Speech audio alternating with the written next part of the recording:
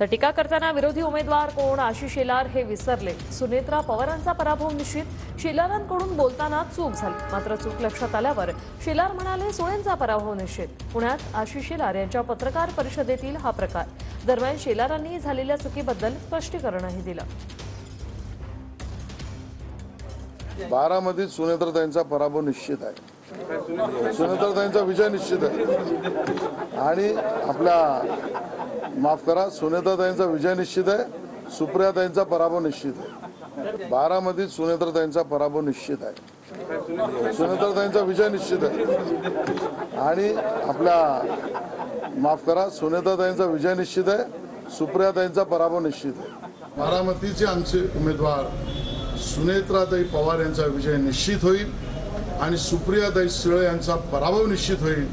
Rashtrawadi Congress, Bharatiya Janata party, Shiv Sena, RPI आणि आमच्या महायुतीच्या सुनेत्राताई पवार यांच्या विजयाबद्दल मनात शंका निर्माण करणारं त्या ठिकाणी वार्ताहर परिषदेत निघालं चुकूनचं एक वाक्य दाखवून गैरसमज पसरवणं हे अनाठायी आणि चुकीचं होईल। वार्ताहर परिषदेतही मी ते स्पष्ट केलंय, आता पुन्हा एकदा या व्हिडिओच्या माध्यमातून स्पष्ट करतोय आणि त्यामुळे यातला चुकीचा अर्थ कोणी लावू नये एवढंच नम्र निवेदन।